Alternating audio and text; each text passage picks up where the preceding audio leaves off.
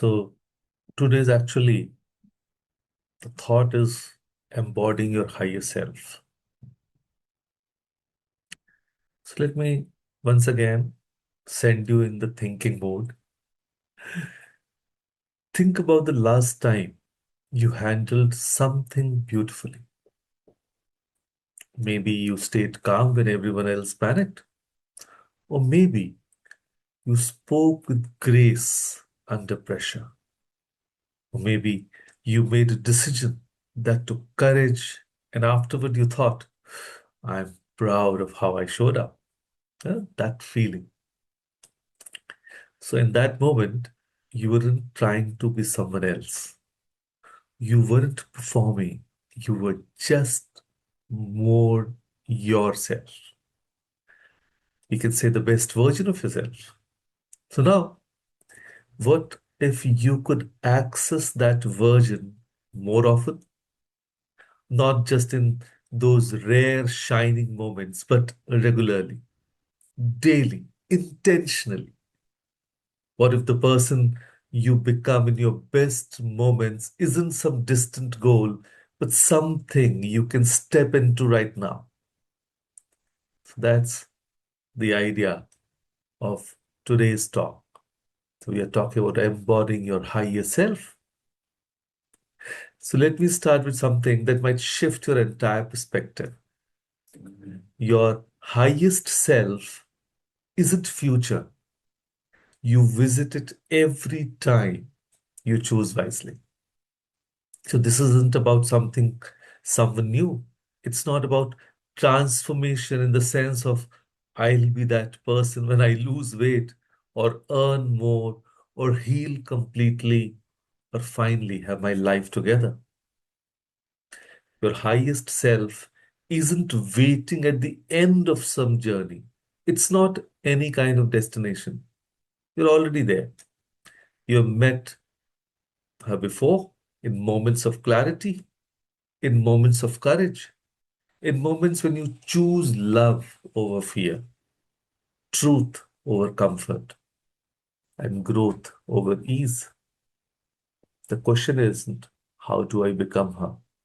The question is, how do I embody her more consistently? So let's talk about what that actually looks like. The higher self is calm, clear, and compassionate. Not perfect, not superhuman, not some Instagram version of spirituality with matching loungewear and a meditation corner. She's the version of you that doesn't react from wounds, that doesn't make decisions from scarcity or fear, that doesn't shrink to make others comfortable. Let me give you a real example. Meera is a marketing manager, just made up a name. Her boss often dumps last minute work on her late Friday evening, ruining her weekend plans. She's resentful, but says yes every time. One Friday, before automatically saying yes, she paused and she asked herself, would my best self do this? Now, her best self, the one who values boundaries, who models self respect for her daughter, who doesn't operate from fear of disappointing others, what would she do? That was the thought. And Meera realizes her best self would speak up kindly but clearly. So she says, I can prioritize this first thing Monday, but I won't be able or available this weekend. Let me know if that works. Her boss surprisingly says, it's fine. The project waited until Monday. The world didn't end. And Meera, she spent the weekend feeling something she hadn't felt in years, aligned with herself. And that's what embodying your higher self looks like. Not dramatic, not perfect, just aligned. Simple aligned. Here's the beautiful thing. Identity based decisions elevate life quality. So most of us make decisions based on what we feel like doing in the moment. Tired? Skip the workout. Annoyed? Send that passive aggressive text. Scared? Stay small. When you make decisions based on identity, on who your higher self is, everything changes. Instead of, do I feel like working out? You ask, am I someone who takes care of my body? Instead of, do I feel like speaking up? You ask, am I someone who honors my truth? Or instead of, do I feel like being kind to this difficult person? And you ask, am I someone who responds with compassion? So you're not relying on fluctuating feelings. You're anchoring a deeper sense of self. And this is especially powerful for women in our culture. We've been trained to make decisions based on everyone else's comfort, on what's expected or what's appropriate. But your higher self, she doesn't make decisions to keep the peace at the cost of her peace. She doesn't silence herself to make others comfortable. She doesn't abandon herself to fit in. She asks, what is true? What is right? What is aligned with who I am becoming? And then she chooses accordingly. Now, I want to be clear. Embodying your higher self doesn't mean you never struggle. It doesn't mean you're always calm, always wise, always graceful. No, that cannot happen actually. You'll still have bad days. You'll still react. You'll still make choices you'll regret. But here's the difference. When you're living from this awareness, you catch yourself faster. You course correct. You apologize. You try again. You stop beating yourself up for not being perfect because you understand that embodiment is a practice, not a destination. So think of it like this. Your higher self is like the North Star. You can't reach it, but it guides your direction. Some days you drift off the course, and that's fine. The star is still there. You recalibrate and keep moving. And that is why embodiment creates transformation. Not affirmations, not vision boards, not positive thinking alone. Embodiment. Living as if you already are the person you are becoming. So when you embody your higher self, even imperfectly or even inconsistently, you change your energy.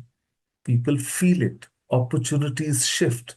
Your self respect deepens. Your tolerance for misalignment drops. You stop staying in situations that diminish you because you remember this isn't who I am. You stop engaging in gossip because you remember this isn't who I want to be. And you stop putting yourself last because you remember I'm someone who honors my needs. So it's not about rules or rigidity, it's about resonance. Does this choice resonate with my highest self? Or does this align with whom I am becoming?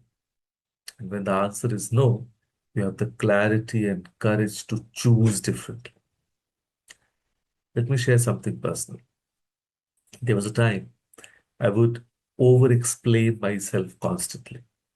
Someone would ask why I couldn't attend something, and I would launch into this elaborate justification, almost apologizing for having boundaries.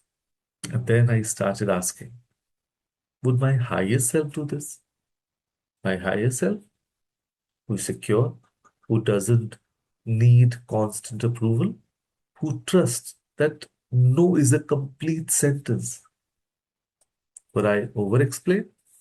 No. So I started practicing that I won't be able to make it, but thank you for the invitation. Full stop. It felt uncomfortable at first, but with practice, it became natural because I wasn't suppressing myself anymore. I was embodying. So here's what I want you to do right now, or as soon as you have 2 quiet minutes. Visualize your higher self for 2 minutes. Yeah. Close your eyes. See her clear. Your higher self. How does she carry herself? How does she speak? How does she make decisions? What energy does she bring into a room? Yes. Don't create a fantasy like situation. Just tap into the version of you that already exists in your best moments. Yes. Think about it. Yeah. Yes. So once you are done, write down, take a pen and paper and write down three qualities that embody. Yes. Just three. Maybe that higher self is grounded, one quality. Maybe your higher self is courageous, or third can be she's kind but boundaried, or maybe just creative, expressive, unapologetic, anything that did you vouch for, you want. Just write them down.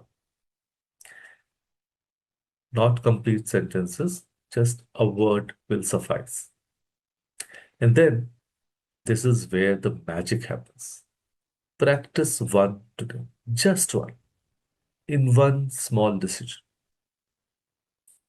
See, you cannot transform yourself in a single day, but I've always advocated for baby steps. Yes, one small step today. If your highest self is courageous, speak up once today. If your highest self is grounded, take 5 deep breaths before reacting. Or if you're boundaried, say no to something you would normally say yes to. One quality, one practice today. That's it. So before we close, I want to leave you with this.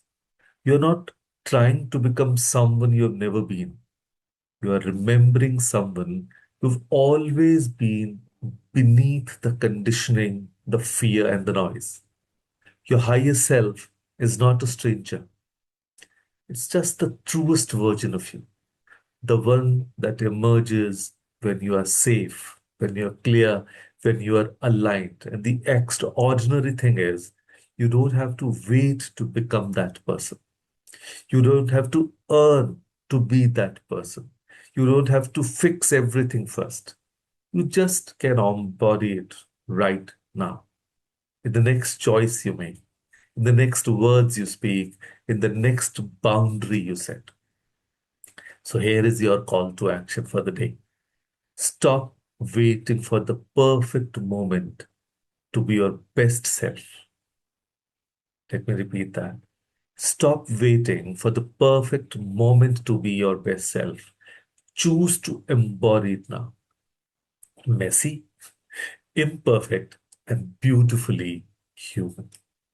Because the world doesn't need you to be perfect, it just needs you to be you, the highest, the truest, the most aligned version of you. And every time you choose from that place, you're not just changing your life, you're giving permission to every person watching, your children, your friends, the stranger who notices, to do the same. Just be that person today. You can definitely start now. So, with that thought, thank you. Thank you, everyone, for joining us today. Thank you.